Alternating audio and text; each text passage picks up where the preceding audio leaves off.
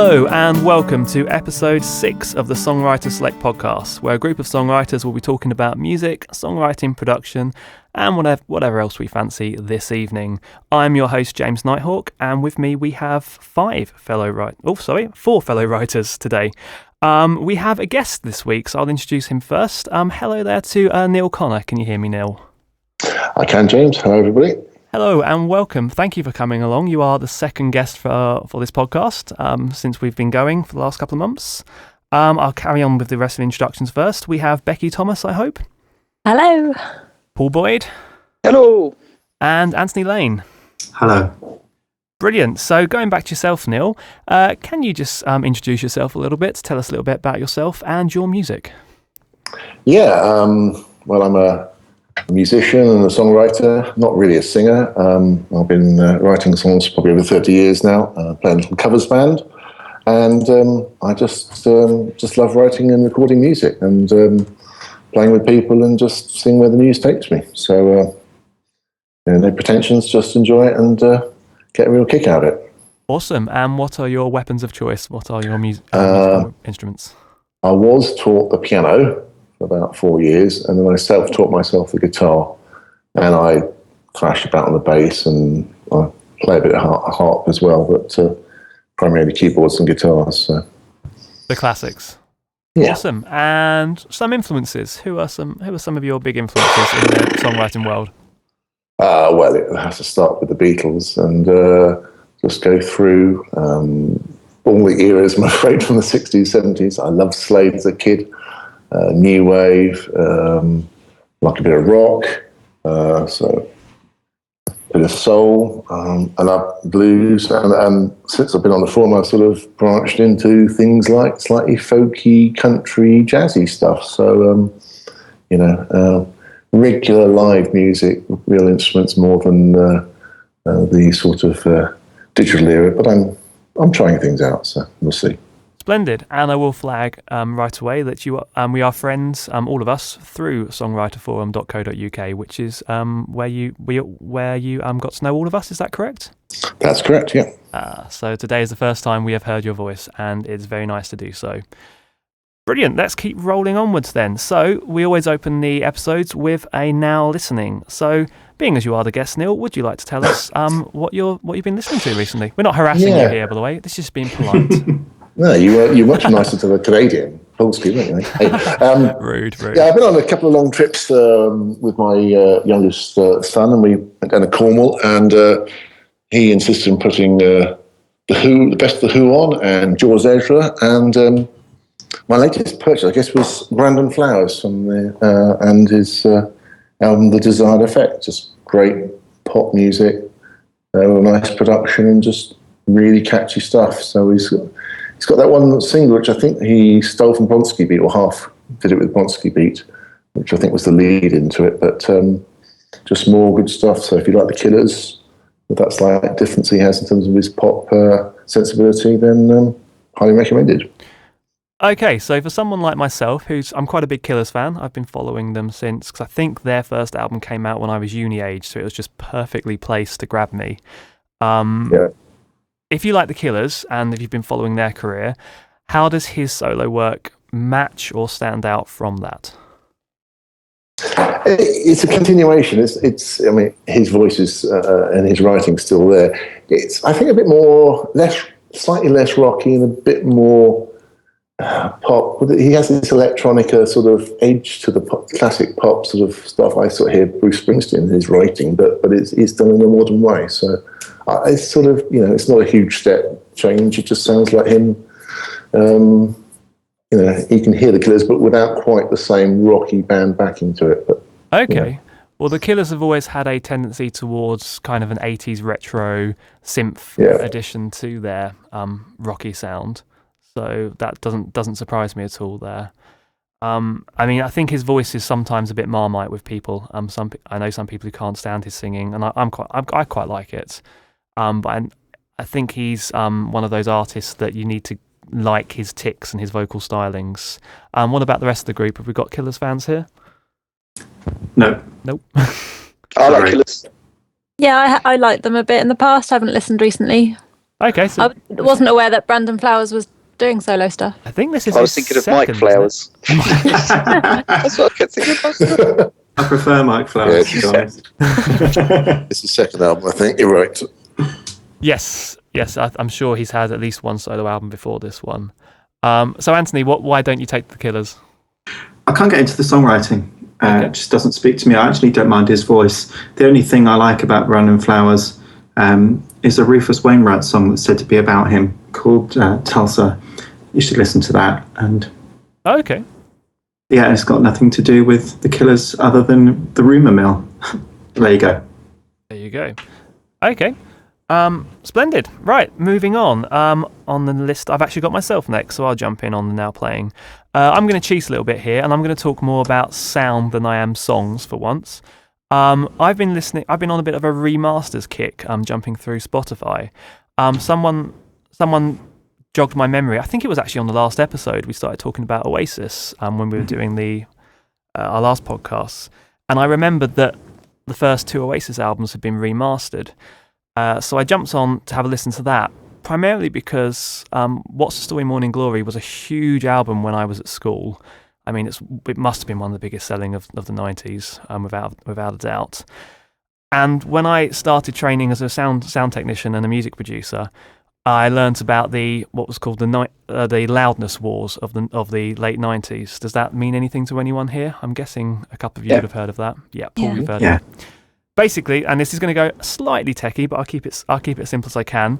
Towards the end of the 90s, during the kind of the end of the phase of the 16-bit era, music was getting louder and louder, and it was a case of getting the tracks hotter and hotter so that they stood out on the radio or on the ghetto blaster or whatever it had been played on. The problem is, in order to do that, they were more and more compressing and squishing the music, and what they call redlining the music, which is where the WAV file runs out of space, hits the ceiling, and quite literally breaks. It goes into what we call the red line, and it damages the sound. And that album was one of the loudest ever made as far as the mastering process. So when I heard it was remastered, I was thinking, great, I quite like some of these songs, let's go back. Unfortunately, they haven't really fixed it. Has anyone else had a listen at all to either the old or... I mean, we've all heard that album at some point in our lives, right? Yeah. Yeah. I haven't heard the remasters.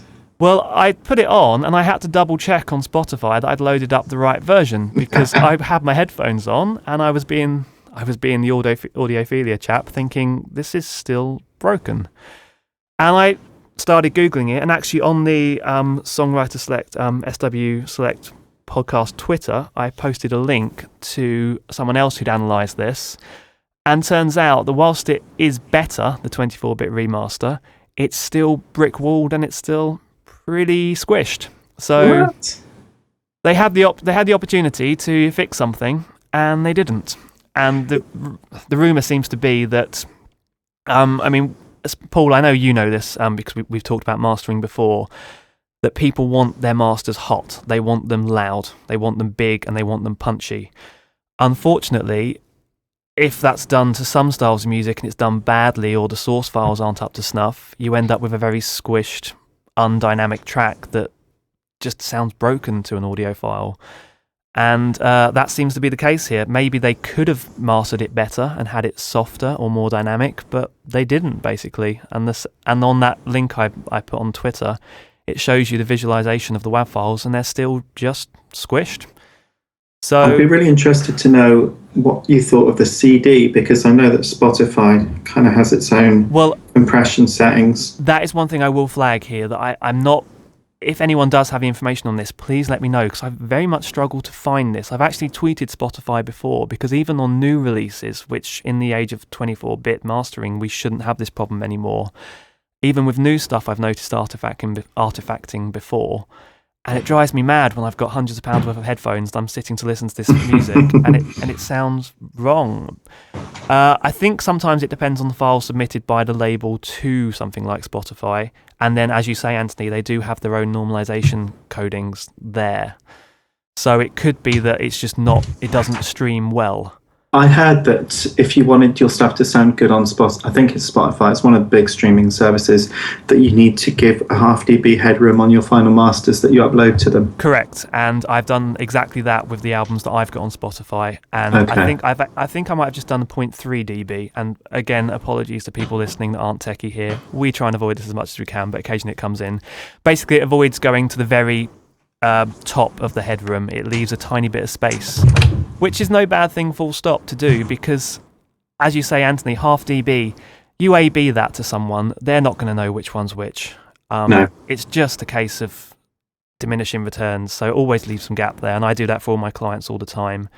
So it could be that it's squished in that regards, but even without the artifacting on this Oasis remaster, it still just doesn't sound great.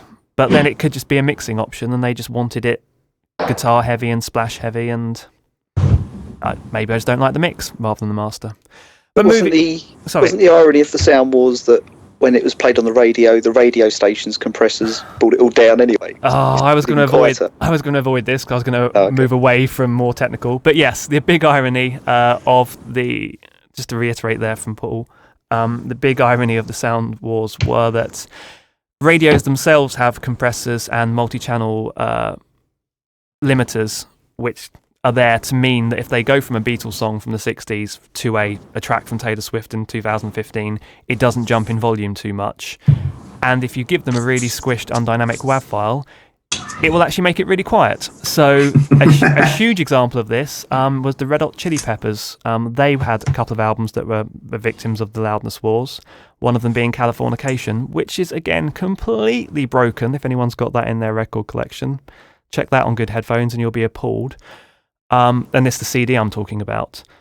When that was released to radio, Scar Tissue was the big single, and the record label started calling up radio stations accusing them of turning it down. And it wasn't. I've read this in a book. I think it's called Perfecting Sound Forever, that I'm halfway through at the moment. I've been picking away at, and yeah, this, because of the algorithms you're talking about, Paul, when you're mastered too hot, it actually has the reverse effect on the radio. Be all and end all, leave some space on your mixes, guys. Let it breathe. And a good example of this is, when I was talking about this on Twitter, a couple of my followers told me to go and check out the Mott the Hoople remaster of All the Young Dudes, the album and the single. And that's the exact opposite of the Oasis one. That was a beautiful remaster. This is a 1972 album, I feel. And on the headphones, it just sings. It's bouncy, it's glorious, it's dynamic, it's clear, it's everything you'd want it to be. And these were from tracks that were recorded on fully analog systems in the 70s. So it can be done, and that remaster is extremely good, and a very cool album as well. Anyway, I've talked for some time on that, so I'll move on now. Paul, what have you been listening to? I've been listening to the Bon Jovi's new album, in big inverted commas, Burning Bridges. It's the end of John Bon Jovi's, I think, 32-year relationship with Mercury, his label. So this is the final album, and the interesting title is about the split from the label before something new. So there's nothing groundbreaking. It's a fulfill the record contract album of unreleased material and previously unfinished songs. There's nothing groundbreaking on it, but it sort of sets things up nicely. Obviously, with Richie Sambora recently leaving, there's sets things up for the next album. So it's a kind of sort of bookend, I think. But a good album. What's your relationship with Bon Jovi? Not personally, but No, drag to see them by my wife is my relationship with Bon Jovi. Okay. Does it feel like a kind of a cop out? What, the album? Little bit. It's just missing that sort of killer single. The rest of the sort of just album tracks, it's their sound, it's everything. Even without Richie Sambora there, it's still undeniably them. Because I understand, if you've got a contract to fulfill and you've maybe been with it for a long time and you're fed up with it, from the artist's point of view, it can be tempting to just think, oh, okay, I'll collect all my unreleased stuff. But from the fan's point of view, it's like, that doesn't sound quite the kind of work ethic I would expect from someone as big as Bon Jovi. No, and interestingly, it was touted as John Bon Jovi himself has said it's a fan album. Okay. Unreleased stuff, so it is absolutely, let's get this out of the way. ready to move on to better stuff. Okay. Well, just to jump in there, sometimes the fans are most excited about the stuff that they've had hidden from them, and all the That's rarities true. and such. Whereas most a casual Bon Jovi fan probably doesn't care, but an avid fan is getting a look into the back catalogue there. As a big Prince fan, there's loads of stuff I want to get missed. Oh, sorry, say that again, Paul. You went a bit roboty for a moment. As a big Prince fan, there's loads of unreleased stuff I'm waiting to get my hands on. And there we go. So if there was a 20-track album of Prince rarities that came out, you'd be jumping on that straight away. Yeah. So if you're listening, Prince, give us a shout. Drop us a line. Talking of which, I saw the actual live recording of Purple Rain recorded live for the album, and there's an extra verse didn't know about in the original. So check that out. You'll have to share that with us, Paul. I certainly will. Thank you. Brilliant. Anything else to say about that album, Paul? Not really. It's a bit, but it's fine. We could listen in the car. And are there any classic tracks with new mixes that people would know already? No, they're all new. No known ones on it. Okay. Moving on, Becky, what have you been listening to? I haven't been listening to a lot. I've been busy practicing for my first gigs that I played one last night and one the previous weekend, which the first gigs I've ever done in my whole life, which is quite exciting. Well done. Even though there were only about 6 people watching at the first one and down to a measly 4 at the second one. But still fun. Baby steps here, baby steps. Yeah, absolutely. The beginning of big things, maybe. But what were you playing at these gigs? Yesterday's one particularly, we were doing more covers than our own original stuff, although we did a bit of both. So the covers, I was listening to the recorded versions to remind myself or learn how they go. Some examples: Black Star by Radiohead, Weather With You by Crowded House, a couple of Coldplay songs, Fix You, which I knew, but Till Kingdom Come, which I'd never heard before. So I only had a few minutes really to listen and learn and reproduce the song, which was quite interesting, but it's nice and simple. We sang some the two of us singing, so it kind of lends itself really well to doing some simple harmonies. And Stay by U2, and that's about all really that I've been listening to. Well, we know Anthony will approve of the Crowded House there.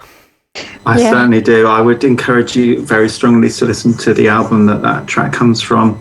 Oh yeah, I think so I know good. I know it well. Yeah. Oh, okay. Well, Right. it's one of those I listened to a lot in my teens, but it's only recently that I've started listening to Crowded House again, and probably a lot of that influenced by U-Tone. Well, I'm very pleased to have been involved in that decision. Awesome. So, Anthony, yourself, what have you been listening to? Okay, well, I'm a huge fan of a songwriter called John Grant, formerly singer of the SARS, but his solo career is what really has caught my attention. He's done 2 albums, and his new one is coming out, I think, in the autumn, and his label have released a track ahead of the launch. It's called Disappointing, featuring Tracy Thorn, who I think was the singer from Everything But the Girl. And what can I say? It's really great. Imagine if Prince collaborated with Morrissey and throw in maybe, I'm not sure what, a bit of kind of camp disco strings. It's hard to describe, but it's highly recommended, and you should all go and listen to it immediately. I did. It was great. I'm glad you liked it, Paul. Yeah, very funky, which I wasn't expecting. No, I wasn't. I mean, he's done some kind of electronic stuff on his previous albums, a couple of which are sort of quite upbeat and funky, but he's managed to combine his kind of melancholy, melodic vocal style with this much more funky sort of delivery, which I was surprised by how well it works, actually. Awesome. How did you find out about him? His first album, Queen of Denmark, was a album of the year I think for Mojo or some magazine like that. So it's kind of vaguely on my radar anyway, but I hadn't got around to listening to it. And then one day they put this Songwriter Circle program on BBC4 BBC4, and I happened to be watching it, and he was just playing some songs at the piano, and I remember being kind of intrigued enough to... Oh, hello, what was that? That was me. I found his website. Sorry, guys. Oh, okay. Yes, I was intrigued enough to kind of go and look him up, and I just fell in love with his songs, and I've been following him ever since. How long's he been going? I think his first album came out about 4 or 5 years ago, his first solo album. Okay, cool. But he's been, on the music scene for probably 10, 15 years prior to that in a critically acclaimed band that never kind of got a lot of public attention called the SARS. So you may want to look at them as well. Personally, I haven't found anything that really speaks to me in the same way from his old band, like his solo stuff. But you never know. You might if you go and check it out. Awesome. I do plan to, especially seeing Paul's jumped on it straight away, saying he really enjoys it there. Great. Okay, that finishes off our Now Playing. So let's jump into the news. And we have a new guest on our show. Is that Anthony's dog? No. Oh. I was going to say, I'm so glad it's not my dog. Okay. Because, it's one of mine, I'm afraid. You can't have one guest, you've got two there. Fantastic. Okay, well, that's cleared away now. Anthony, do you want to take us away for the music news? Yes, I do. I feel like I should have like a dramatic theme tune for this part. Thank you. That was beautiful. Good. That was, yeah. So headline news is that the Performing Rights Society have decided to take legal action against SoundCloud. They've been in negotiation for 5 years trying to come up with some kind of deal where PRS members can get paid for SoundCloud streams. To no avail by the looks of it, so they've decided to sue them instead. So it's going to be very interesting to see how it impacts us and a lot of people on the forum, because I know it's the preferred platform for people to share their songs. So I don't know what you guys think. The story really annoyed me. I think I sort of see SoundCloud as the community platform. It's not Spotify or iTunes. It is the one for sharing. Yep. So I thought it was a bit of a cheek that PRS was saying that, but then when you dig behind the story, they've been talking to him for 5 years, and obviously there is copyrighted stuff on there that does get taken down, but it's the volume, the size of SoundCloud. I don't see how they're going to manage this one, to be honest. Paul, no. I had a similar reaction to you, Paul. The difference is they're not after anyone here. Of everyone on this podcast, we all use, just checking, yes, we all have a SoundCloud account. We all share our songs there. They're not after us. They are after the kids that have their SoundCloud account and just upload MP3s of their favourite songs. They put their Lady Gaga tracks up on there, etc., etc. And they're also after the more commercial accounts that just use it as a hosting place for commercial music so people can find it. But I've tried to upload registered tracks on behalf of other people. Like I've got one website client who's a musician who was in a kind of reasonably well-known band back in the day, and it wouldn't let me upload his track. So that is in place. So there's already an algorithm in place for catching certainly the original tracks. I don't know if you re-recorded it so that the the encoded barcode or whatever it is they use is no longer there. But there's already a lot in place. From what I was reading on the news report, it seems to me that a lot of people who share on SoundCloud are PRS members. I mean, I'm one, and I'm guessing maybe most of you are. Yep, I am.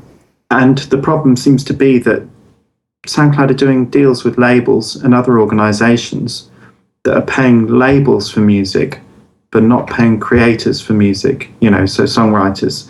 So there's a kind of a double standard appearing where this new subscription model they're talking about is going to generate label money, but not PRS money. So, I mean, this is happening probably in tandem with the existing talks they've been having with SoundCloud. But there's definitely something that needs to happen to either have existing members opt out of some kind of revenue collection scheme, or SoundCloud's going to have to seriously reconsider who is allowed to use it.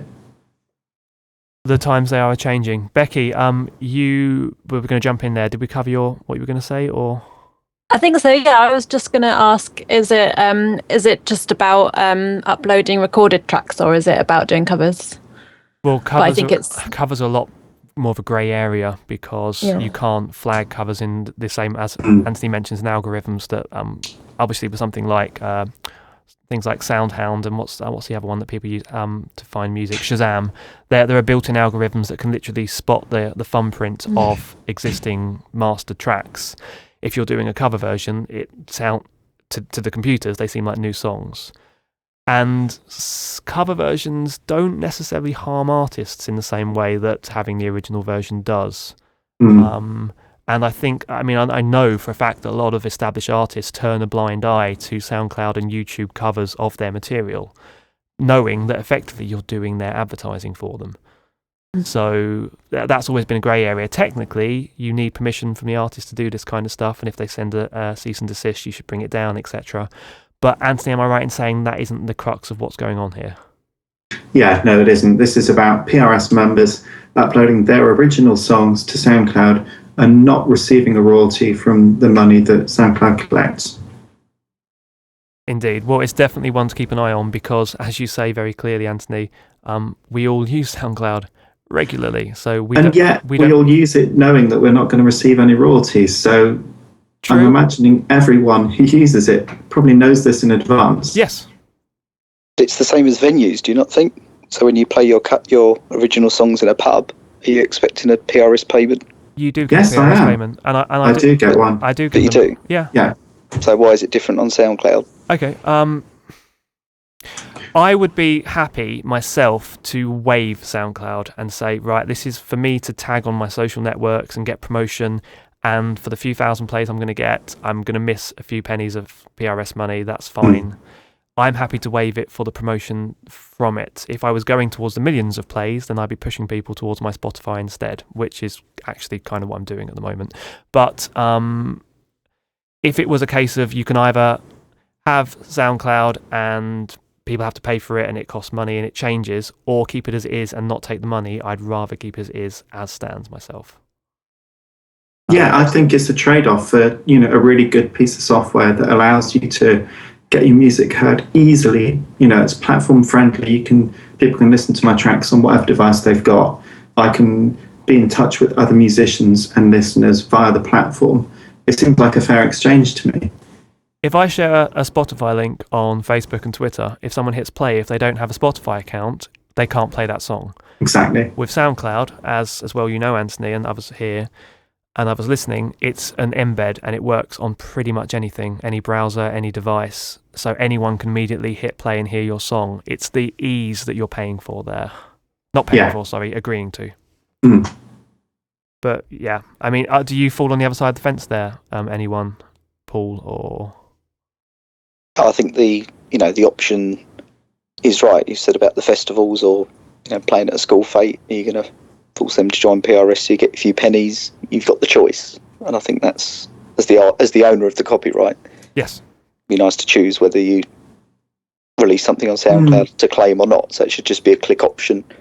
Enable downloads, opt into PRS. I own this material. I understand that SoundCloud are exempt from the PRS. But maybe that's where this case is going to be interesting, because maybe they're going to turn around and say, as a PRS, we're not going to let you be exempt. Yeah.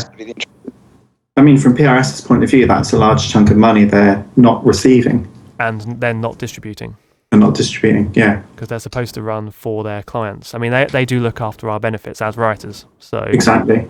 It's an interesting one. I don't think there's a good guy and a bad guy here so much as there is a slightly messy scenario. It'd be very interesting to see how it pans out, because it could potentially shape an awful lot of other kind of streaming related things further down the line. Yeah, I mean, with the change to streaming, a lot of things are changing in general. I mean, with the charts, now is it this week with Justin Bieber and his new single?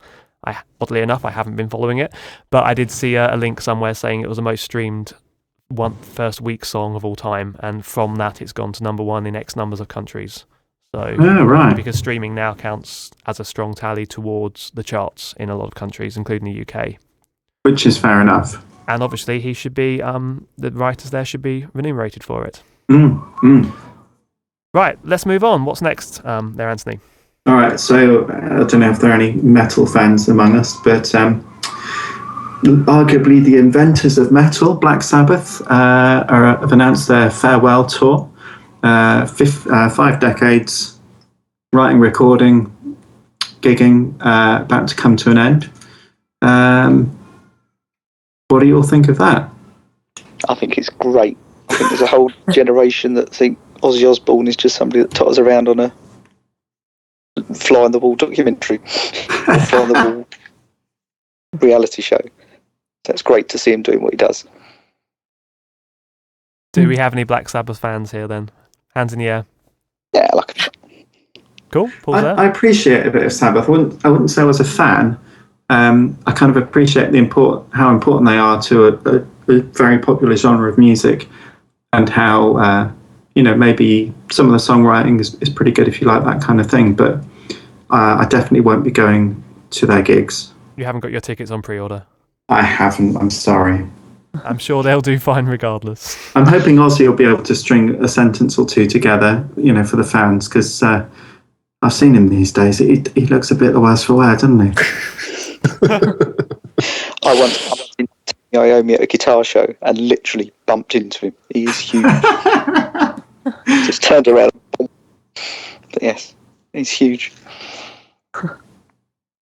Okay, and there's a bit of connected news to this, I see. Yeah, this is just a bit of fun, really. But as I was researching the news items and I came across the Black Sabbath farewell tour, there was a link to related content further down, and there's a little interview where Keith Richards says that he thinks that Black Sabbath was a great joke, as was all metal, and he thinks it's devoid of syncopation, and for people who don't like actual real music, which, given what we said about Keith a week or two ago or an episode or two ago, I thought was amusing, and maybe we can run with something ridiculous that he says every time. Next week, Keith Richards, the Rolling Stones, they were no good. Well, no, not Keith Richards, because another linked bit of news, Ginger Baker thinks the Rolling Stones were no good. Oh, okay. He thinks they're not good musicians.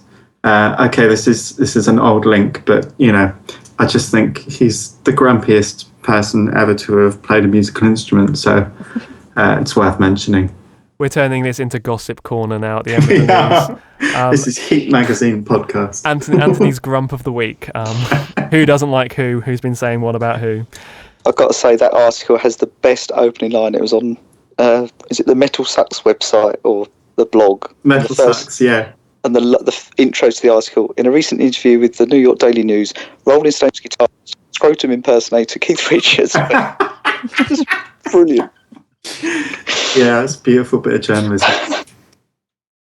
The internet, where everyone has a voice, including us, apparently. Apparently so. Yeah. Right.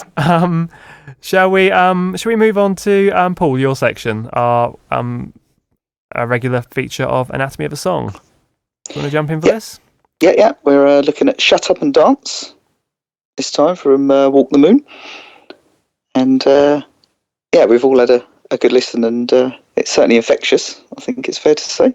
It is indeed. So do you want to open us, as we always do, with some key points from our friends over at Hit Songs Deconstructed?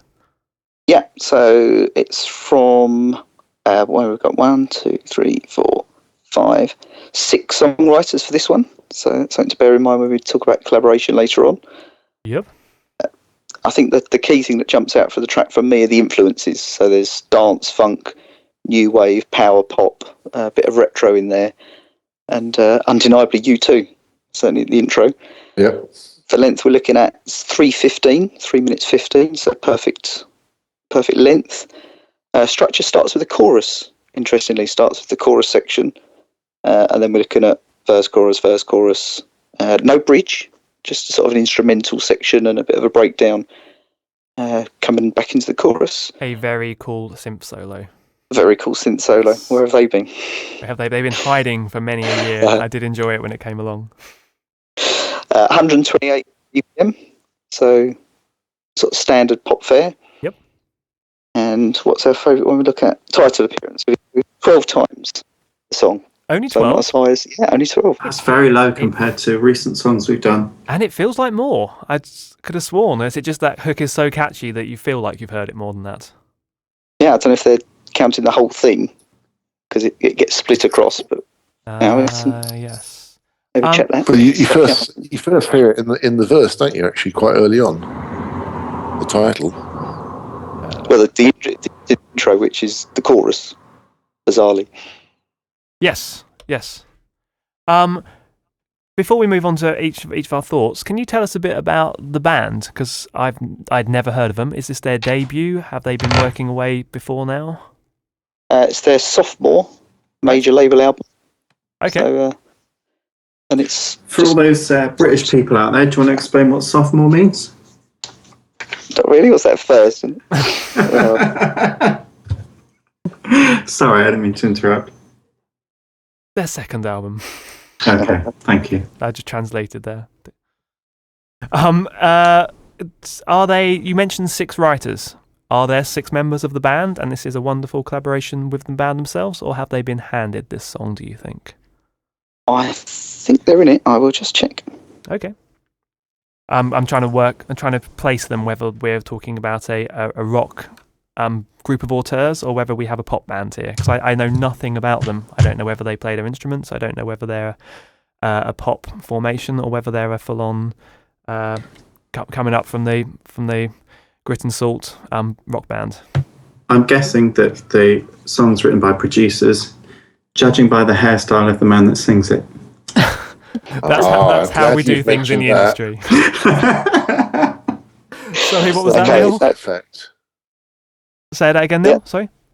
I said I saw the video and it had that mullety effect on it. So I wasn't sure whether he's Australian. If it's not being rude, mullets. They've really gone for the 80s on this, then, haven't They they? really have. It's like it's the best mullet that isn't a mullet that I've ever seen, I think. Best one to be mullet of 2015.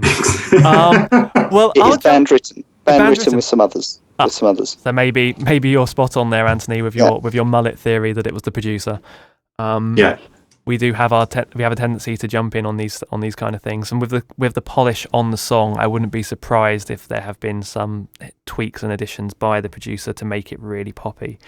And I'll just jump in before I move around. When you're talking about, we're all talking about the 80s here and the mullets and the synths. When I first heard it on the radio, I thought this is a really cool song from the 80s I've never heard before. Because it in the same way that I had the same reaction to this song that I had with Get Lucky, Daft Punk from a few years ago. When I first heard that, and obviously it sounds so much like a 70s track, a Niles Rodgers track, that I just thought it was a track I just happened to have never heard. And then when the Daft Punk vocoder comes in, you realise that, oh, this is brand new. But with this track, I was torn. It was a case of, is this brand new or is this just a lost 80s pop song? Am I the only one who had this feeling when they first heard this song? Or were you twisted by knowing it was brand new? No, I got the lean too, but I thought the vocal production was so pop. Well, I was hearing it on a tinny radio, so I didn't have that. Oh, okay. I didn't have the benefit there. Yeah. The guitar is just classic Streets Have No Name. Riff and sound, it was, completely that. But yeah, no, the vocal, the process on the vocal is incredible, actually. Oh, I mean, just hearing it on a good sound system, it couldn't have been from the 80s from what's been done there. So, Neil, what are your thoughts on this song in general? Just overarching opinions and thoughts about it. I'd not heard it, and I got the energy, I got the influences. It sounds, very well produced and arranged. It didn't move me, but actually, when you hit it the second and third time, the chorus in particular is just very strong. And you start looking at the number of listens, and I've checked with my kids, and clearly it's in that genre of perfect pop for radio. Reminded me a bit of the 5 seasons of some of the Australian lot. I know of them. I know that they're the so American that pop One rock Direction crossover. Yeah, but it didn't quite look like a boy band, so it was fine, but didn't really move me. Becky, your thoughts? Yeah, I'm with Neil, really. It's super catchy. I've heard it loads of times on the radio driving to work. I hadn't really given it a lot of thought until we were looking at it for this. So, do you find yourself singing along in the car? Not so much. No, not to this one. No, I don't know why. I just I don't know. Just didn't really grab me that much. But then I was watching it on YouTube earlier, and having kind of thought about it a bit, watching it with the video, which is really quite funny, made me a little bit more warm to it. Okay. So a couple of appreciate it, but not too taken with it. I think me and Paul, we quite enjoy this song. Is that correct, Paul? Yeah, absolutely. Yes, I quite enjoy it as well. I know it's a simple track. I know it's not going to change the world of pop music in any way. I think it's extremely well done, extremely tidy pop with a lot of good understanding of where to put the hooks and how to move around the melody and how to grab the audience. Paul, was it Hit Songs Deconstructed that did an article saying that it was the simplicity of this track that was key to its success? Did I read that correctly? Yeah, they use an acronym, KISS, which keep it simple, stupid, or you might have come across in business, but keep it simple and singable is how they've interpreted it. Okay. Yeah, bang on. Especially with the non-lyric woohoos, and there's that bit within the hook, like a hook within a hook, that works really well. What really stood out for me is that I'd say practically all the vocal lines, other than maybe some of the jumps, are, if you imagine it on the piano, they all move smoothly up and down. There are no jumps in the melody. It's very much a fluid movement around, which, as you say, it makes it very easy to sing because you're going up and down the scale. And the main hook just starts up the scale and just goes straight down towards the tonic. So it's very straightforward pop hook that just gets its claws into you. Yeah, but with the exception, there's a few, because I listened to it through once, and a few of the lyrics jumped out at me, and I sort of stopped listening and didn't realise why, and then sort of, read the deconstruction and started looking at it in more detail, and it is those big jumps. There's some big interval jumps on Bound in the first verse that really does make it stand out, but is that because don't realise why? Is that because much of the melody is a smooth flow across the scale, that when you have the jumps, they stand out more because of it? Yeah, absolutely. Okay, that makes obvious. Sense. It's not some row of the rainbow octave jumps. It's just a sort of bigger interval than everything else. You think, oh, wow. Anthony, what are your thoughts on this song? I absolutely hate it. I love how we got some background traffic noise there, that the sounds of doom coming in. yeah, even my neighbourhood hates it. I mean, I can't find anything, and I'm trying to be generous here. I can't find anything that I like about it. I think the production is over-processed to the point that it's robotic, including the lead vocal. I think the songwriting is bland. I think the guitar sound is kind of just there, and I think it's, and this is no disrespect to Savage Garden, it's tomorrow's Savage Garden. Everyone's raving about it now, and in 3 years they'll be like, oh, what was that song? Oh yeah, it wasn't that good after all, was it? I don't know if it has legs to be a classic, because I don't think it has enough original components in it. But I mean, I'm with Paul. I just think that what it does in that very narrow kind of catchy radio pop vein, it does it really well, which is why I will put my hand up and say I've been enjoying listening to it. The only thing I can identify and analyse that's catchy for me is the title line, Shut Up and Dance, where it plays with the rhythm and that makes that line stand out. That, to me, is the only kind of remarkable, and I use that word in its kind of, least, how should we say, generous, in its least generous term. It's, that line kind of breaks up the flow of an otherwise utterly kind of banal dirge, in my opinion. I'm very sorry to the songwriters, because, obviously a lot of people like it. I'm just not one of them. It's not for you, Anthony, there. No. Paul, can we quickly go back to theme? We've been talking about this before. I don't know if on the podcast or elsewhere, maybe just on the forum. We talk about the importance of having a single theme for writing a song. Yeah, we have talked about this.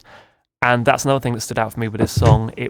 To me, it was quite clear what the quote-unquote message was for this song. Did that work for you as well? It absolutely did. And it sort of set the chorus up to be a sort of he said, she said type sort of toing and froing, and I completely agree with Becky. The video is amazing, just really good fun. And I sort of found myself trying to analyse it, but couldn't stop watching the video. It's just great.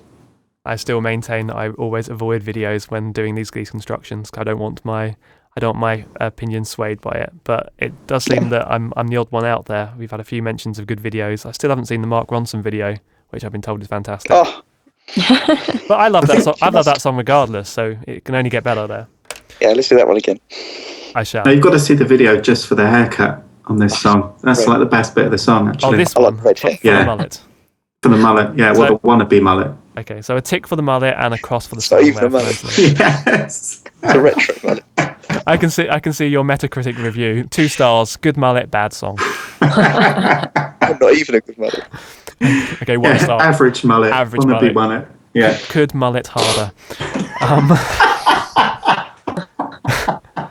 Yes. Okay, I think that might wrap us up there. Has anyone else got anything else to add about the song, mullets, or anything else in general about this? We were talking before about time allocation within a song, and this one, Yep. the chorus was 39%, which is Okay, a big chunk. not unsurprising, yeah. But interestingly, the secondly, the verses, it was the instrumental breaks at 20%. So 20% of the song is instrumental breaks. Is there a groove input here then? A feeling that dance music has had a slight influence on this because it's got a good beat to it. This track. You feel that having space in the song is vital to it working there. Yes, it's very healthy. Yes. Okay. I tried to open you up for something there, but I just tied that in a nice bow. Brilliant. I was going to ask one more thing. What was it there? We're talking about the Oh, I've lost We're it now. talking about the space in the song, and I noticed that the waveform is kind of like, a single stroke with a permanent marker, pretty much. So in terms of kind of mixing and mastering, I wouldn't say there's any space in it at all. It feels really It's kind of tiring on my ears. This song. it's very dense on the dynamic, and there's a lot going on in the production. It squeezed every last inch out, which one of the reasons it sounds good on the tinny radio, because it doesn't have any gap there. I was listening to it on my slightly I was listening it on my slightly tinny laptop speakers, and one of the things that I thought was just how full the production was, and it was quite annoying to my ears. Yep, it didn't let you breathe. Yeah. It didn't let you breathe there. I mentioned at the very beginning. What do we think about the synth solo? Do we think that someone has sat at a keyboard with some epic finger work, or has someone been tapping away at a MIDI file to get this to where it is? It has to have been played first, I think. You reckon it's played and then tidied up? Because it's awfully tight. Played and tidied, I'd say. Played and quantized. Do you fancy humming it, James? Because I can't remember. But actually, Or maybe And my 3-octave range for humming synthesizers there. Yes. the most important thing Yes? is we noticed it. Because you don't hear synth solos. We don't hear synth solos, Unless you listen to John Grant, who's got them on almost every song. which I will be after. He's after not on the radio one yet. I guess on the No, playlist. he's not. Sorry. Yeah, synths have been somewhat. I mean, 80 synths are fantastically cool in the same way that 808 sounds have come into hip hop again in the last few years, well, for more than that, because they've got that retro feel. But these dirty synth sounds tend to be more of a fill for beefing up production sounds. I mean, let's go back to the Killers. They use loads of them, but I can't think of huge examples of the synth getting the solo. They'd still grab the guitar instead for the actual guitar solo. I may be mistaken there. I haven't got their entire catalogue loaded up in front of me. But it was just nice to have a over-the-top, almost slightly proggy synth solo that was just audacious in the number of notes and movements it had in it. Well, it's been discussed that it's sort of trying to appeal to sort of mums and dads of that era and the children. So it's widens the appeal. Wow, epic burn there for all of us on this podcast. Are we now the mums and dads? Yeah, everyone except Tone, of course. Okay, fair enough. Anything else to add there, or should we call it for that song there? A bit of a split down the middle, it seems, as far as the group goes here on this track. Okay, I'll take that silence as an agreement there. Brilliant. We're going to take a quick break there. For those of you listening as a podcast, you'll hear us momentarily. For the rest of us, we're going to take a break. See you shortly. And during the break here, we'll be listening to a snippet from the track Going Through Hell, which is a collaboration between Neil Connor, our guest, and Alan Walker. And you can listen to this track in full at soundcloud.com/Neil Connor. Best you've been drinking, and that new man you found has already let you down, and now you tell me that you've been thinking. Well, it's true that you asked for my advice, maybe once or maybe twice. You only come around when you're sinking. You ask me what to do, so now I'm telling you, was when you're going through hell, keep on moving. If you stay, well, who are you fooling? The situation's wrong, so don't linger too long, 'cause when you're going through hell, keep on moving. The minute hand is racing. And we are back. So we're going to move on to our feature discussion for this week. Now, this feature discussion we've had kind of on the back burner, but it was actually Neil, you yourself sent us an email when you asked us to join the podcast, and it turned out that you wanted to talk about collaborating. So we've brought that forward to have that conversation this evening. So we are going to talk about some of the ways that we as writers collaborate in music writing and maybe a little bit in production as well. Neil, take it away and give us some background about methods and examples of where you've collaborated. Okay, well, I guess I do both. I do some stuff on my own in terms of writing and recording, and I do it with various people. Both in terms of recording, I've had people give me vocals and guitars and mandolins and fiddles and pedal steels, and indeed, Boydie, yourself gave me a fantastic sax solo, as I recollect, on a tune. Some guitar using my synth. I was going to say, I didn't know you were a sax player there, Paul. Keeping that quiet. It was pretty damn good, I have to say. And equally, I provided other people with, guitars and mouth organ and rhythm tracks. So that's a form of collaboration. And I do that sometimes face-to-face with people in terms of bands, local musicians. I've been on songwriting courses when they sort of force you to speed date. That's fascinating in terms of writing stuff. 2 hours, you're with a new person, you write a song together. You've never met them before, and you do it again and again. And I do a lot on the forum in terms of working with lyricists, and it sort of stretches me to do some things I wouldn't have probably done beforehand. So I've written taken some themes and given me some music that I wouldn't have come up with on my own. And it's interesting, it's challenging, it gives me capacity and capability to do some stuff that I wouldn't do on my own. And on the songwriting forum, people, you put work in progress up there, and people give you feedback. You can take it or ignore it, but if you're getting something out of it, adding to it in terms of that's what it's about to me. That's why you would want to collaborate. Okay, so you ran ahead there. Loads of great points there. Yeah, brilliant. Have you always been a collaborator, or is this something you've taken in more on a more recent basis? I think I always have. I think the social media and the songwriting form provides a platform for collaboration. And basically, whereas I might have written 5 songs a year on my own, I might be writing, 20 songs by collaborating with other people and doing some stuff I wouldn't have done. I mean, you flagged a huge point there, that in this modern age of connectivity, we can now collaborate far easier than we ever had. You don't have to be face to face with someone to work on songs together. And with even if it's just sending files backwards and forwards and adding to them, or I know people that work literally with a Skype call running and guitar in hand, and we could, as we are with this podcast, recording in different places, and collaborations can work that way.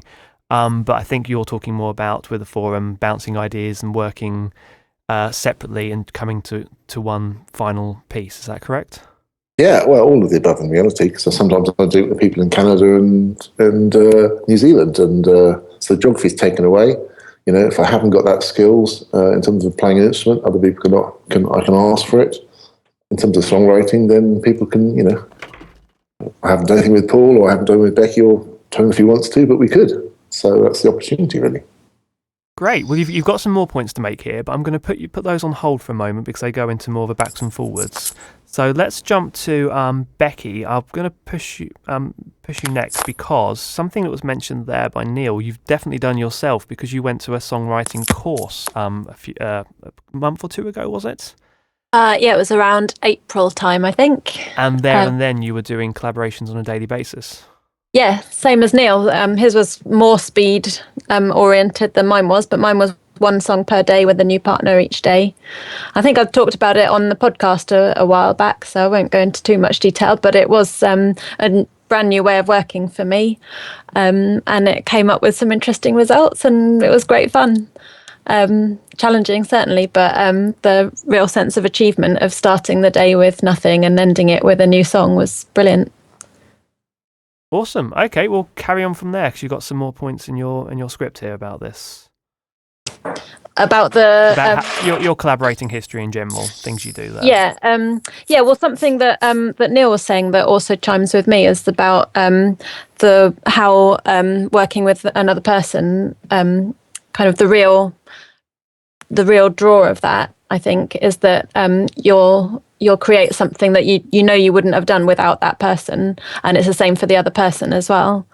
And I think that's the most exciting part of it, because otherwise you could just carry on your own and you'd end up with the same results. But to do something that takes you outside of your comfort zone, or gives you new ideas, or lets you bounce ideas around, you have to be working with somebody else. On the very first episode of this podcast, we talked about methods of songwriting, and one of the things I mentioned, which more than one of us here had been told before, was at university I was told that a great way to write a song completely different to what you know is to pick up a different instrument and grab an instrument that you don't know very well. And if for me it would be a piano, I don't know my way around a piano too well, so I'm going to voice chords that are mostly terrible, but occasionally will work really nicely. And a collaborator is effectively using a different instrument in that regard. You're bringing in a different sound and different way of thinking around music. So that could be a continuation of what you're saying there, Becky. Yeah, absolutely. I think an example of that for me is a chap who I've been working on some covers with. And he's into electronic music. And he came to me with an idea where he wanted to create some music for his friend's fashion show. And the theme was space, and it fitted really well with his interest in electronic music. And so this was something pretty new to me, and would kind of required me to do something different outside of the norm of what I'd normally do. And the kind of the brief was, or the inspiration for it was I don't know the name of the character, but there's an alien character that sings opera in The Fifth Element. So he told me to listen to that and then kind of sing in an alien language over this track that he'd created. And that's obviously something I'd never done before, and I felt like a right idiot doing it. But it resulted in quite a cool track. I mean, you wouldn't call it a song because it had no words unless aliens understand it. But it was quite cool. So I really like the idea of having a song with made-up words. Yeah, I want to hear it. I'll send it to you. Yeah, please do. Why has this not turned up on the forum yet? Is it not ready for public consumption? Oh, I could do it. I didn't really think of it as a songwriting thing, because it doesn't tell a story, or it doesn't say anything that you can actually understand. But it just kind of sounds quite cool to listen to. It's an instrumental, and one of the instruments is you talking crazy. So it's an alien voice. Yeah. I'm looking forward to it. Me too. Cool. Okay. And let's roll into this, because right now on the forum, for those of you who listen to this podcast when it's going out, this is September 2015, there is a collaboration right now that's been recently gone live between you and Paul. Yeah, we've written a song together called Not Enough, which is the second song that we've written together. We've had other sort of styles of collaborating where we've helped each other out with different things, and Boydie's kind of produced stuff for me, and I've done a bit of singing for him, and so on and so forth. But this is the second of our proper we're going to write something together. So I think the lyrics were largely written and the tune was slightly written when we kind of came together over it. But Boydie really transformed it with his production style and adding in some gorgeous nylon guitar. I just jump in, Becky, because I'm going to say right now and write myself down a time code here that we're actually going to drop in a snippet of the song. So, Becky, if you want to just introduce it, and then those at home listening to this can hear a section from the song, and we can carry on talking about it. So, introduce the song, please, Becky. Just the name? Oh, this is so and so by so and so. Yeah. Well, Tout yourself, woman. It's a kind of a tango inspired track called Not Enough by myself and Boydie. We had the world at our feet. We stoked the fire but never felt the heat. We've been saving up and waiting for the rainy days to come. And all this time counting clouds, we never looked for the sun. We never looked for the sun.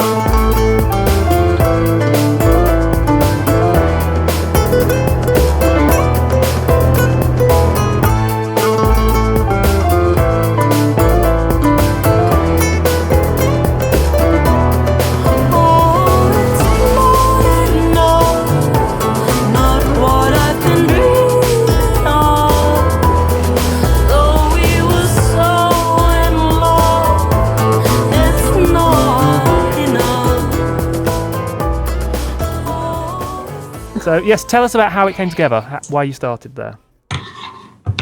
I had written most of the lyrics. I can't really remember why. I think it was just an idea that had taken me one day, and I kind of decided to explore it. And I had this idea. I kind of created just a really basic backing track, which I felt had a sort of a tango flavour to it, and to do it justice, I thought I'll see if Boydie was interested in getting involved, because I wouldn't have done anything, as good as what he's able to do with it. But I kind of felt like, as a brand new style, it warranted getting a second pair of ears, a second bit of expertise and ideas flowing and so on. So you had the foundation of the melody lines and the backing track in place. Yeah, I can't remember quite how far developed it was. And I know Boydie did a bit of arranging around what I'd done, so chop things up a little bit and so on.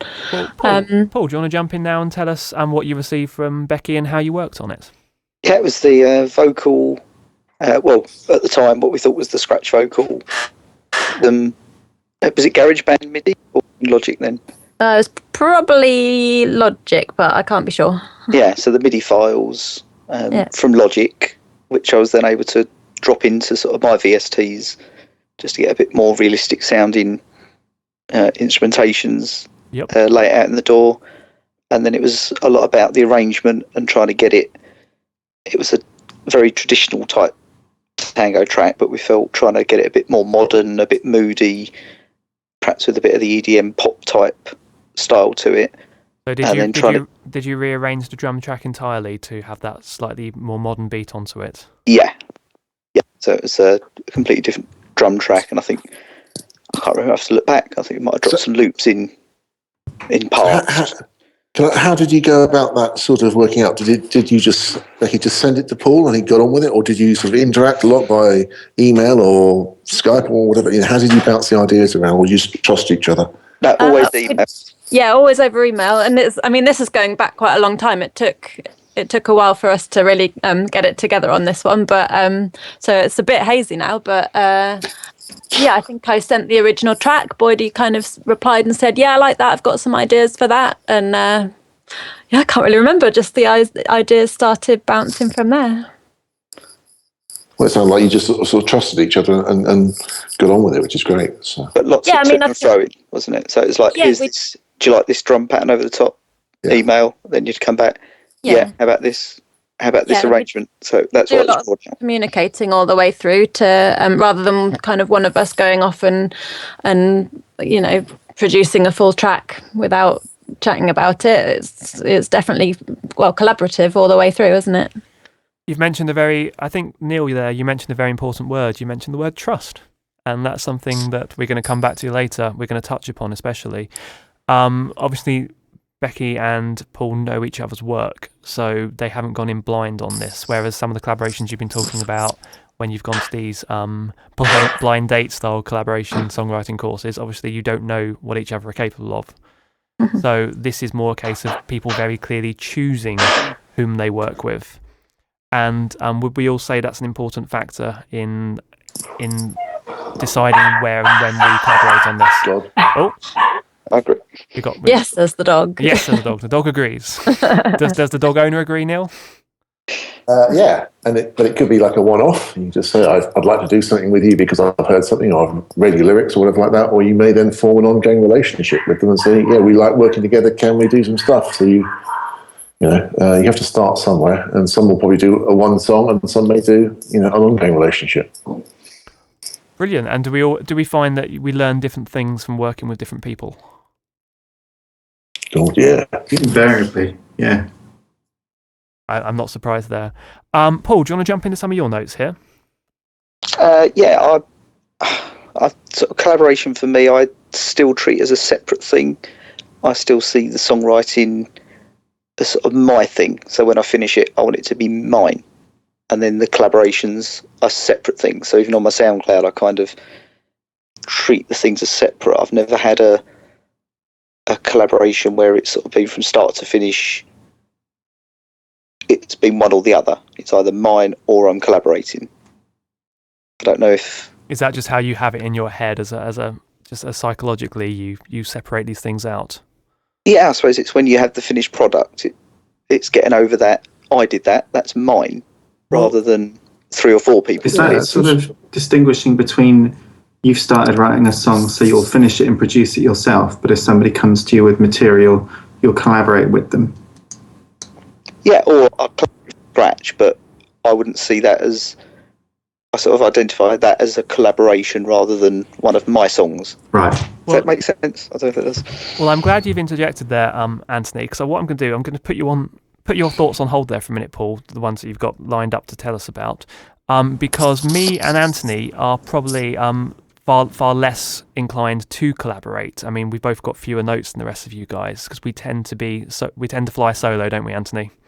Yeah. But it's interesting what you said there, where you, Paul, you very clearly kind of, what's the phrase, where you kind of delineate, that wasn't the word I was looking for, but let's go for it, your songs versus the songs you're collaborating on. With myself, I always write from the ground up, and all my songs are my songs, but I then sometimes have musicians that come in and perform on these songs, and that's kind of a type of collaboration. I've had live violinists on my songs. Obviously, I have a drummer that comes in and works for me, and I've had a pianist work on some of my songs. And I still consider that to be some degree of collaboration, but that's probably moving more towards arrangement or production, whereas the song's pretty much finished and they're adding layers on top of it. So, Anthony, I mean, you've been, as we know, you've been recently finishing off your debut album that we'll be hearing at some point, I'm sure. And, indeed. Do you with my debut album, I just had all songs by James Nighthawk, despite the fact that I had a female vocal on there and I had a pianist and a drummer. Do you still consider your songs to be Anthony Lane songs, or have you gone with any of these tracks down the collaboration road at all? They're all mine. I wrote them all by myself, and by the time I took them to the studio, they almost, probably 7 out of 10 of them stayed exactly the same in terms of arrangement. My producer made some suggestions for just swapping a few things about on a couple of them. But it's a funny thing, because even though the songs themselves, if you wrote them down and put them on a bit of paper, it'd be words and music by Anthony Lane. But the record is very much my producer and me, almost in equal parts, because I gave him so much headroom and trust that he took what's mostly a guitar vocal for most of the songs and just did his thing. And came back to me with them, which was a really interesting way of working. Well, that's great to hear because obviously, as many of you know listening, I am by trade a music producer. That is my day job. So I love it when I get customers like yourself that will work with me and allow me to get access to their music, and we can work together on it. You get a lot of musicians that are very determined to produce themselves and be in charge of their sounds and exactly what's going to happen where. But if you can trust a producer in the same way that when you can trust a collaborator, sometimes things will come out which you yourself wouldn't know. And I mean, that's a large part of where my collaboration comes from, is my day job. Obviously, on a day-to-day basis, if I'm working with a songwriter, and I might, anything as simple as just changing the arrangement and adding extra guitar lines, or suggesting that you move to the tonic on the bass line here, or go from quavers instead of crotchets, or just some basic nudging around on the arrangement, right up to I've actually jumped into the song. And I've worked with artists, and this has happened off of the forum, in fact, where someone sent me an a cappella vocal, and I've just then built the song around it, the chords, the rhythms, the structures, and even added counterpoints, etc., just from a vocal, a simple melody line. So in my day-to-day job, my collaboration tends to be more my grafting, effectively, there. But that's a different kind of collaboration, I suppose, because you're putting it in the hands of a professional as opposed to working with someone else who you've met or work with as a musician. So Anthony, when I've been working on this album, you're considering it more as a collaboration with the producer on the production of the album. Is that correct? Yeah, although it's a very kind of, I think producer doesn't really do it justice. In some ways, musical director might be a fairer way of describing the job he does, along with being an engineer. But I'm glad you've said the word there. I separate engineering and producing. Okay. If I'm engineering, someone comes to me with guitar and vocal, and I just make it all sound good, press play and record, and they go away with their well-mixed file. A producer will take your song that's guitar vocal, and then you'll go away at the end of the sessions with a produced song, which, as you have clearly said, will contain elements that you would never yourself have thought about doing. Totally. I mean, I'd never made, well, I had, but not on my own, made a proper record. And I had this collection of songs, and I thought, well, okay, I could try learning how to do it myself, which, as it turned out, I did start learning how to do it myself. But, the whole point about going to a producer is to take advantage of their knowledge and expertise. So there's no point then me trying to impose my will on the process when he's the one with all the experience and I'm just the guy with the songs. Well, let's jump back now to Paul, because Paul, you've been, over the last few years, you've been teaching yourself more and more of the production side of things. So how have you found that knowledge has changed the way you collaborate? It just allows you instantly to have something sort of pro-sounding. It sounds good from the start. So within, with the DAW and the time I spent learning it, within sort of 20 minutes, I can have a pretty decent sounding track running. So it gives you, and on the forums when I'm sort of reviewing it, I just wish I could say, just what I want to say is this, give me a track and I'll show you what I mean. I find it easier to just show it. Yes. And I think learning the skills and how to do it just makes that really quick. Paul, how much of that is technical knowledge and how much of that is kind of musical proficiency? I would say probably 80 technical. Really? 80% technical, yeah. Okay. Well, what I will say is that I've been told this before, and I can see it more and more as I get better at my career, is that producers view songs differently to writers and musicians, because we pick apart songs, and I can sit listening to a track that someone's strumming away, busking away, guitar vocal, and I can already hear the bass line moving around, and I can hear where the drum hits should land and where the second vocal should come in with the harmony, etc. It's just part of the process to me to start imagining the build-up of the songs. That's kind of arranging on the fly. And as you gain more skills in production and just working with a music technology, you get a feeling for where things can go and should go. So you start producing in your head. Have you had that at all, Paul? all the time. But that's kind of what I was alluding to. That's musical aptitude. That's not technical application. I think it intertwines. Yeah, I don't see. I see the musical part as the theory and the timing, the rhythms and everything. I sort of see it more technical as the should start there. No, don't drop the bass in that verse. There's more arrangement technical. I don't necessarily see the music side. So maybe it's just for him.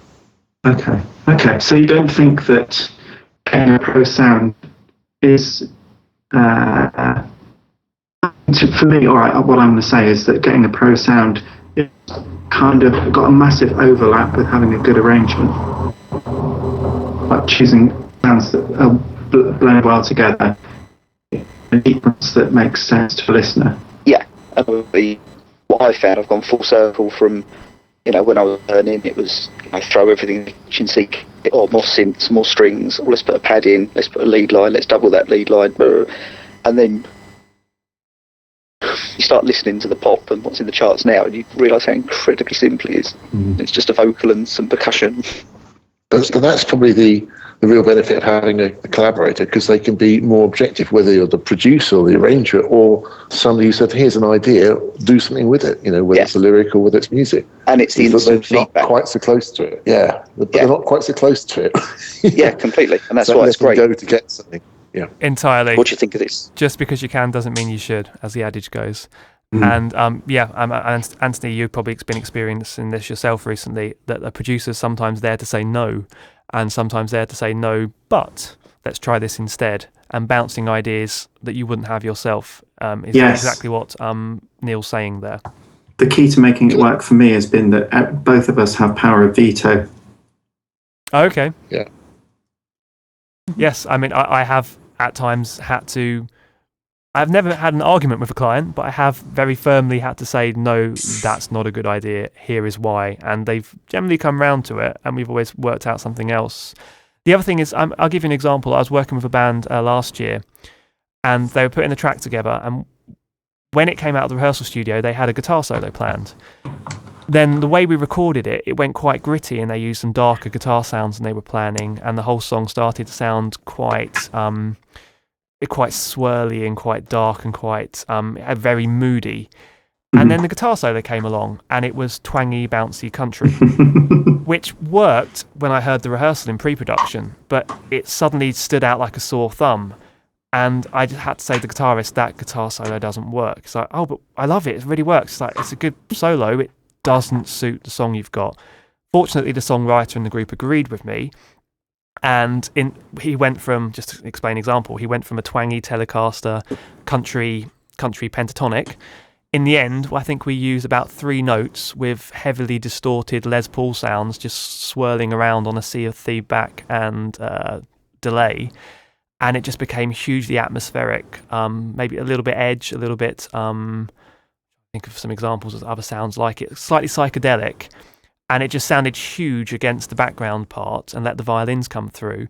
And at the end of it, he was over the moon. But they would have never have done that, because I effectively told them, no, that 50-note pentatonic solo, not in my studio. We're not using it.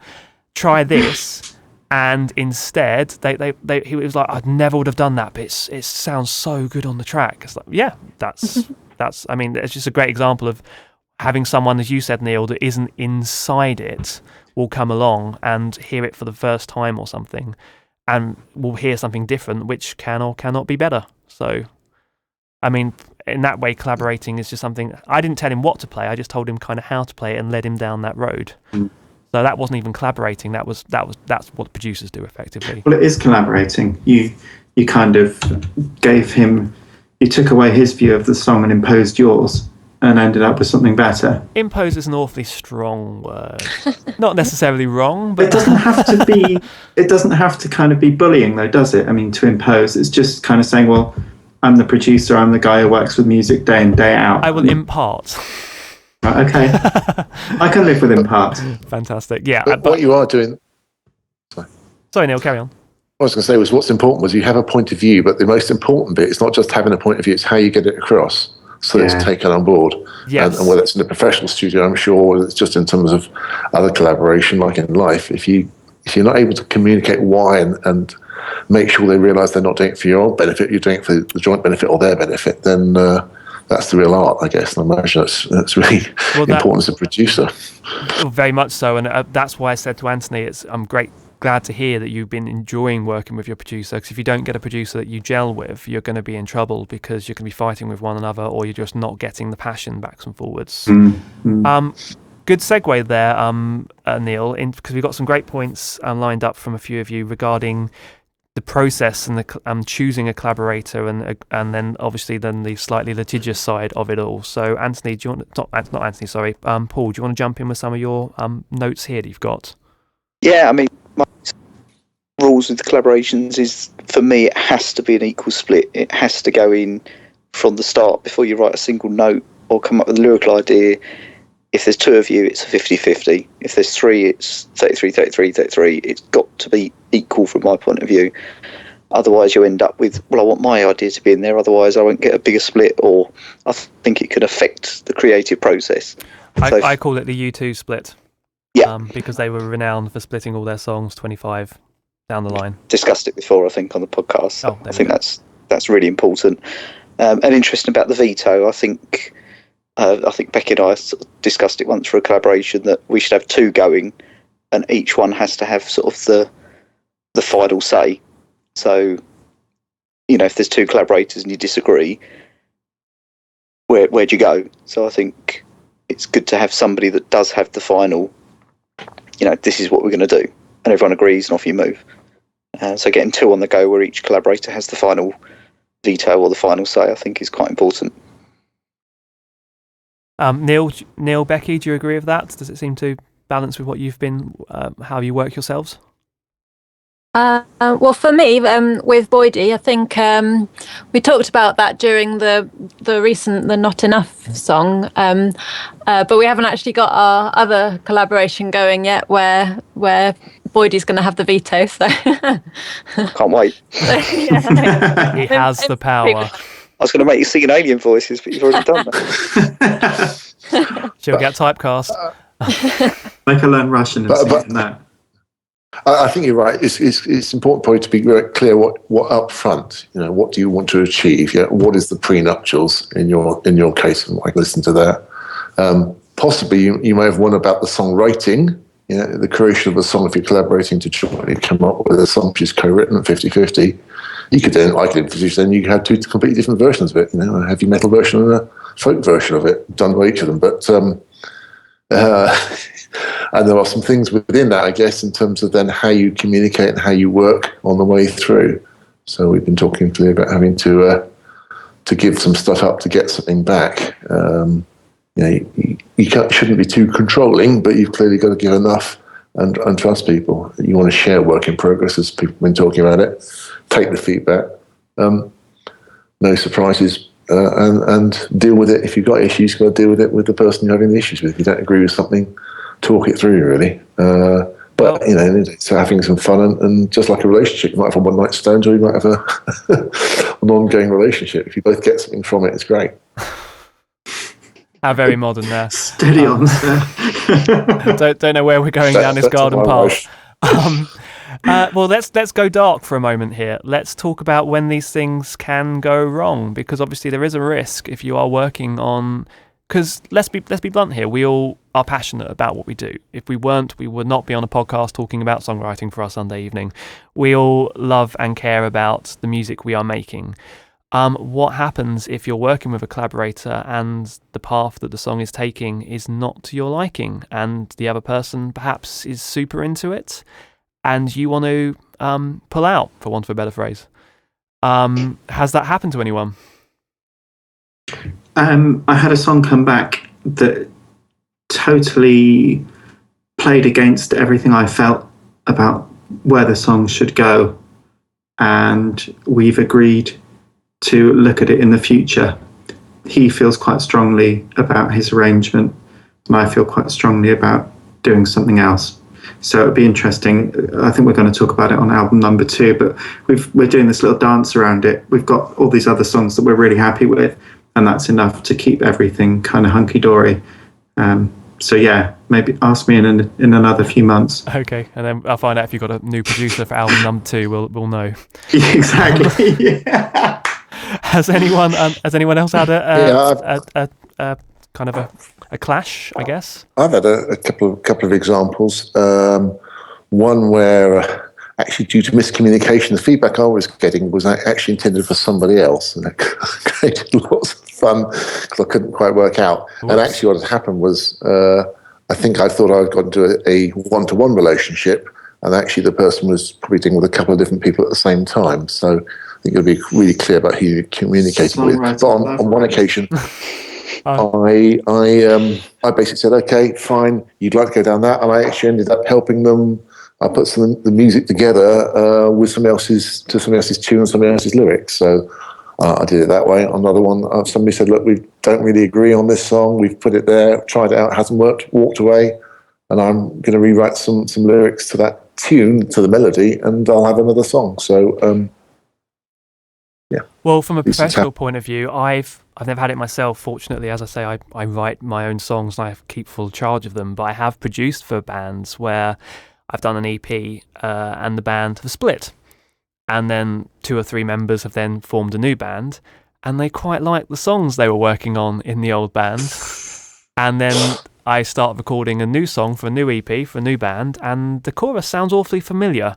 And at this point, that's when, obviously at the level we're talking about here, this band are unsigned, so it's fine. But were they a signed band, the lawyers get involved because effectively you're pinching someone else's material. And if it's been a collaboration of 4 names and 2 of them disappear after reuse it, there's messiness ensues at that point there.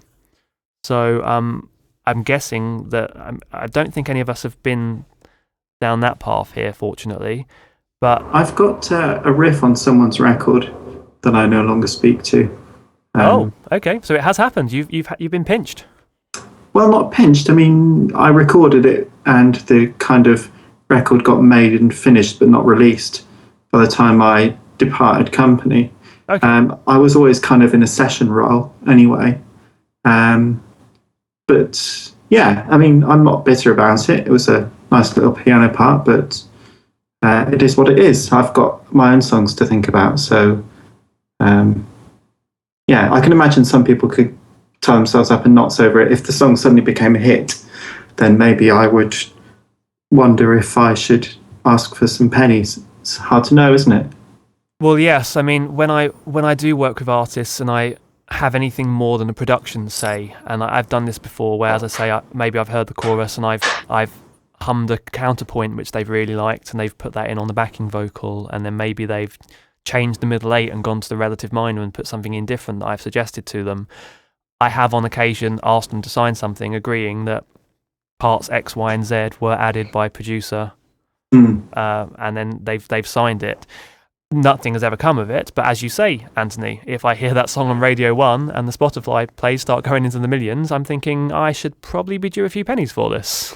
Quite rightly so. And, because, yes, we've all had this discussion about parts of a song, but sometimes it's the tiny little additions to a song that really make it stand out. And it could be that you only write 3 notes on a song, but those 3 notes are the huge hook that make the song hugely commercial. So there's always that bragging something. Which is that's the Nashville adage, isn't it? Whoever's in the room gets a credit, even the person making the tea.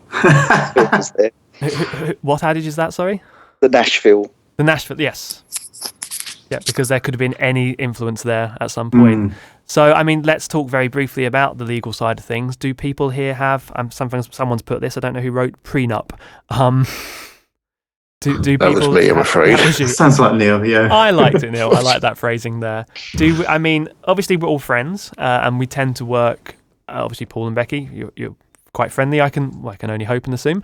But in either those situations or in more formal situations, do we write official documents down? Do we get things on paper? Do we get agreements? No, in writing as in emails, but certainly not to the point of a contract. Right, but you do have a chain that were something to go to court in a malicious scenario, which fingers crossed would never happen. No, but that's why the equal split once you get that agreement, that kind of covers everything as far as I'm concerned. It's in clear written English, and then anything against that is clearly trying to weasel out. The studio where I'm working on my record are working on a contract that basically says, even though the producer and I contributed different amounts of playing to each song, which is going to split the performance 50-50, along with a portion of any physical sales to him, regardless of the tune, it will be the same percentage for any song on the album or the whole album, just as a kind of out of respect for the fact that I wouldn't have an album if it wasn't for him. And it just seems fair, he's put a lot of work into it. Well, that's very clear that you do consider this producer to be part of your collaboration then, because, when I work with clients, I generally, unless I've explicitly, as I said, had something written down that I've been part of this composition, generally I consider my producer fee to cover that stuff, and then they disappear off with their record, and then good on them from that point. But I suppose that might change as I get more involved in the production of artists, and especially if it becomes more of a write/produce scenario. Yeah, well, I had quite an unusual arrangement with the fee for my production anyway. So yes, and obviously if you've wangled down your fee in order to, and you've offered that in its place, and that's obviously different. So there's no one way these things are done. Certainly, I would, if I'm asked to collaborate, I will ask them to share the royalty 50-50. It's two-way split. I'm not getting any royalties, but just in terms of the copyright. Well, yeah, you're using the right term there, because say you put a song together, it just happens to be the best thing you've ever written, and it's with this other person. You don't want to be left out in the cold for it. If that song then gets touted to a publisher and then ends up for some well-known artist, you want your dues, as they say. Yep. And why not? Especially, Paul, you are our resident pop writer, and this is something that you are aiming towards. You're looking to get into that market of writing for others and getting published for it. Yeah. So I'm guessing this is something you've taken very particular notice of. Yeah, and I guess that's probably where the, writing alone comes from. I want it to be mine, but equally, it's just getting the credits and getting the cuts that's more important. So collaboration will help that. Would you consider, if you were ever offered to join a team such as the Matrix team, or I'm trying to think of any other names of these well-known groups of songwriters that you'd love to do before. That. So in those situations, you would jump in, but obviously you do that with fresh material from the ground up in that scenario.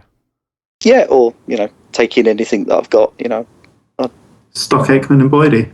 Yeah, I think Xenomania. Is it Xenomania? Is that what you mean? Yes, you've mentioned that name before, definitely. Okay, so a percentage of something is better than 100% of nothing. Exactly. I totally agree. Can I just ask a question, guys? Just in terms of James and Tone, I just wondered, would you ever consider co-writing a song with somebody? You go sorry, first. James, you jump in. Oh, we're both far too polite. No, you go first, Anthony. Right, okay. I would say that I have co-written with my wife on more than one occasion.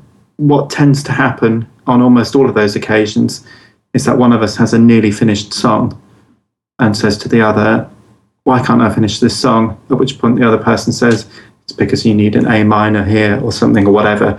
Just kind of come together to finish it off. We've written one together from the ground up, which was a kind of more difficult and more turbulent thing, but we did get to the end of it. But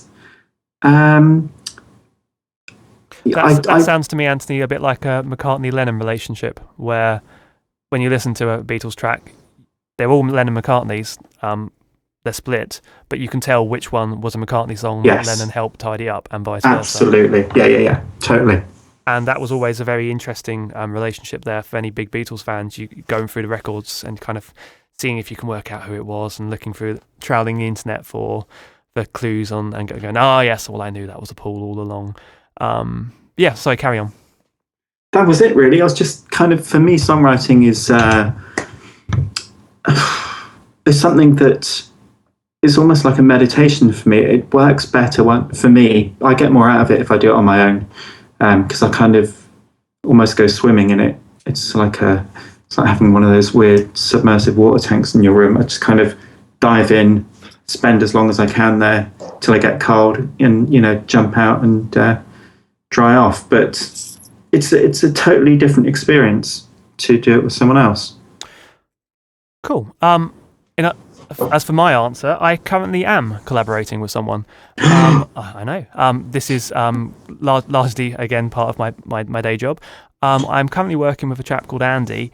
He's actually an old family friend, and he suffers from Parkinson's disease. And he's been doing many things that he maybe put off earlier in his life. And he's written a novel, and he's apparently a closet lyricist.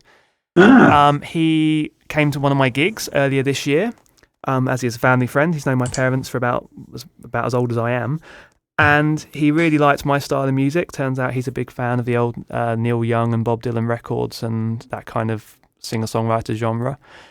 And then I ended up recording a couple of songs that he'd written with a friend of his who's a guitarist in my studio.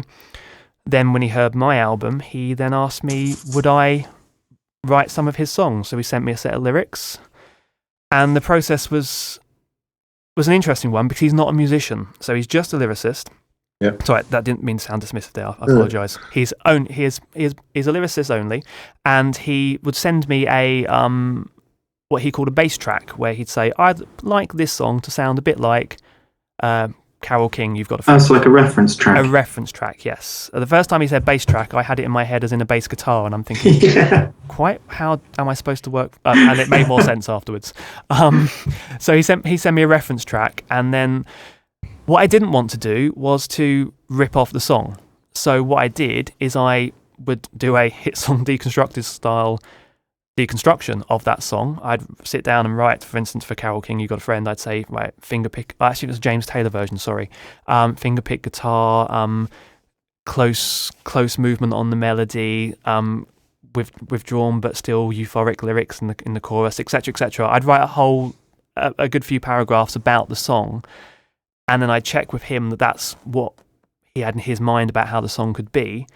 And then I'd write the song from the ground up there using his lyrics, doing as little of editing as possible to the movement of the actual stanzas, etc.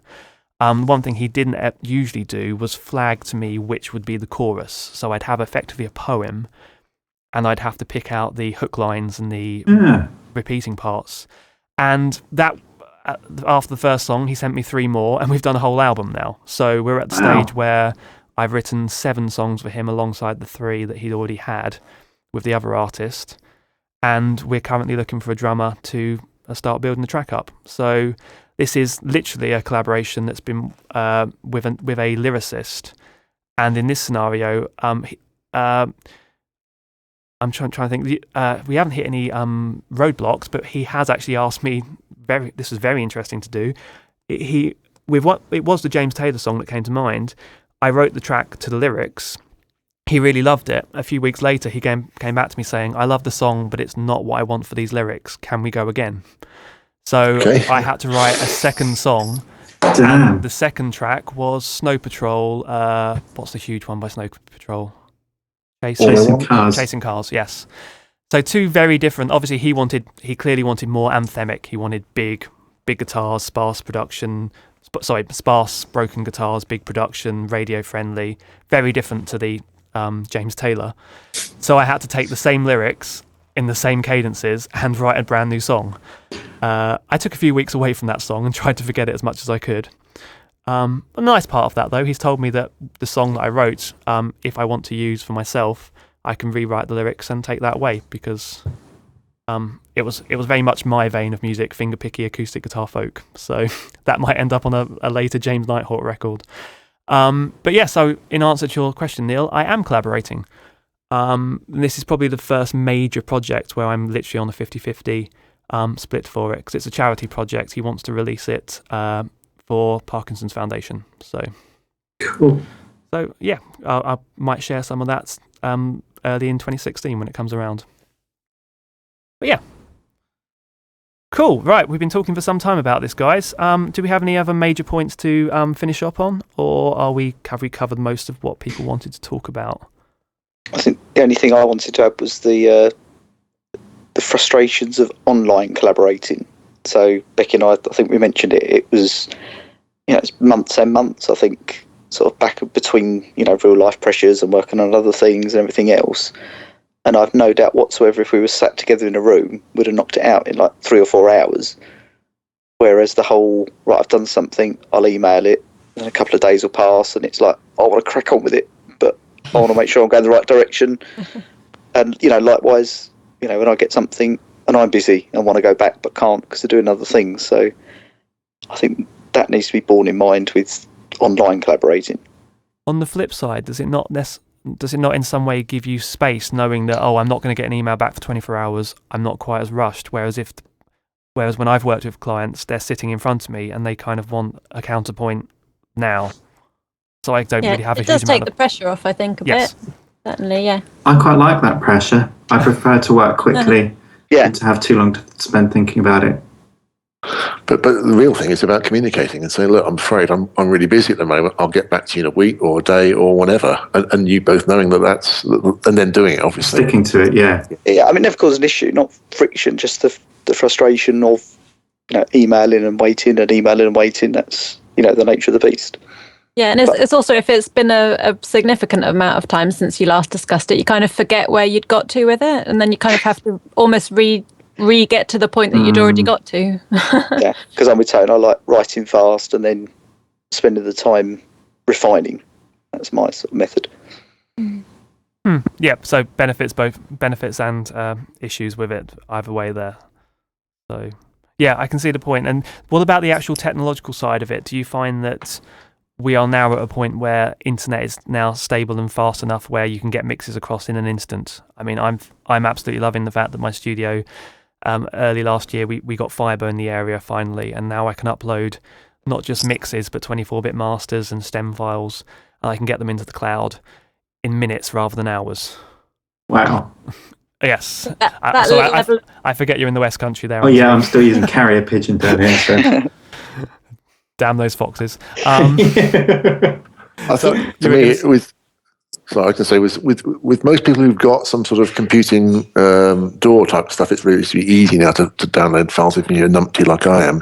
The hardest bit is actually when people have got it on different formats or actually haven't got any form of real recording at all. So one of the things that's quite useful on the songwriting forum is you've got some bits about how to do some basic recording, whether you've just got a phone or any standard computing, so you can start to get files across, and that's what it's about in terms of the music. Well, people often ask me, obviously running as I do a studio, they say, well, with the proliferation of iPads and GarageBand, etc., so are you losing clients? It's like, well, no, because you can't produce a record on an iPad. You can put together a damn good demo, and you can make it a lot easier for the producer because you bring along something which, as you say, Neil, has got the foundations of the technology there.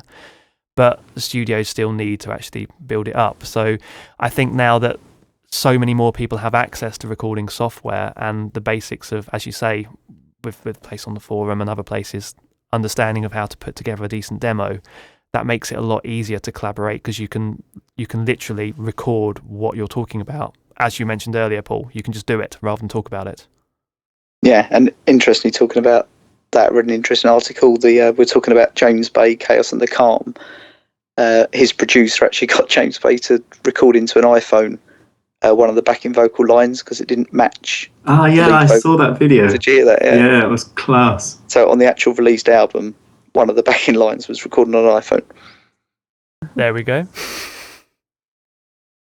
Cool. Okay, I think we should wrap this up now because we've been talking for some time regarding it, but there's a lot of points brought up there. So again, thank you very much, Neil, for joining us for that conversation. It was really nice to have an outside perspective from the four of us that do this each time on this subject there. And for those listening, I hope you had your interest piqued regarding collaboration or a few ideas that you might not have thought about before. So, before we wrap up, I'm going to hand you over to our communications officer, Becky. Yes, that is you. Can you tell us some comments and some thoughts that we had from episode 5 on our last episode of this podcast? Yeah, sure. So we had a comment from Diadem Grove, who was a bit more on Keith Richards' side than we tended to be last week on the discussion about the Beatles. Yeah. Yeah. So yeah, that was good to hear. And Sing For Me 88 came in with a recommendation following on from Boydie's discussion of the 1975.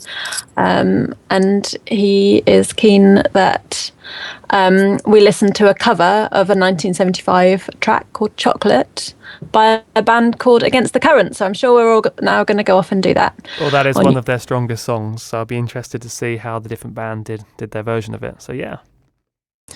Yeah.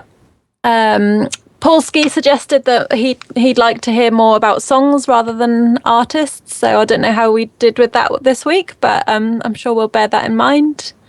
Neil, yourself, you came in with a comment about the discussion of quirks and what that actually means.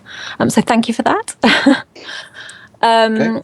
And we had a nice well done from STC. So thank you, STC. And finally, we had another comment from Sing For Me was regarding a possibility of arranging a forum or podcast get together as kind of a session for potential jamming and even collaborating. Are we talking IRL in maybe real just life? In real life, yeah. Not just over the internet, which would be very, very strange. But yeah, that's still an idea that's on the back boiler. But I think there are quite a few of us who are keen to make that happen at some point in the not too distant future. So that's something for us to work on. It had, yeah.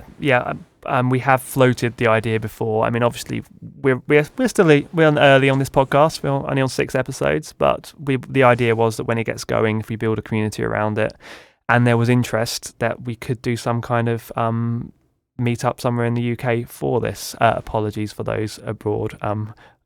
Anthony, am I correct in saying that a big chunk of the forum is from the UK, or is it split more than I actually realise? The majority is still UK. Okay. There are a lot of people from outside, but it's still primarily a UK thing. I don't feel so bad in suggesting that it would likely be somewhere in the UK then. It's something we're definitely thinking about, so do bear that in mind, listeners, because it may well happen sooner than you realise. If only we knew someone with a recording studio and space. I know. Put your thinking caps on, gents. Yeah. And, yeah. Right on a postcard. Answers on the postcard to James. Yeah. At the recording studio in. Oh, it just happens to be fairly central to London as well. So there we go. Moving on. Right, talking of plugs, this is the stage in the podcast where we go around and plug our stuff. So, Neil, as a guest, would you like to tell us where people can find you, stalk you, enjoy your music, etc., etc.? Yeah, I'm on SoundCloud, so I hope it's still there. From the other conversation, it's just Neil Connor, all one word, I think. And can you spell Connor there, just to be sure? NeilConnor. Lovely, all the O's there. Fantastic. Any other Twitter, anything like that? Tend to use social networks? We'll take that as a no then. Facebook is I struggle with, but no, just SoundCloud. Okay, find Neil on SoundCloud. Becky, where can we find you?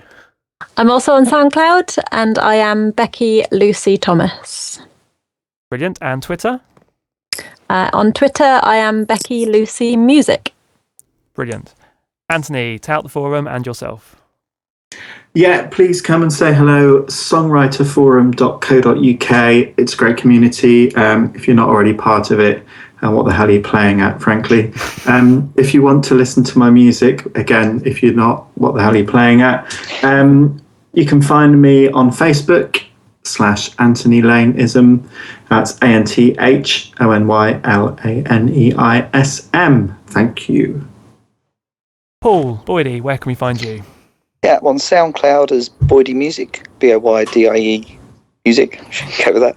Twitter as Boydie Music, and also lurking on the songwriterforum.co.uk.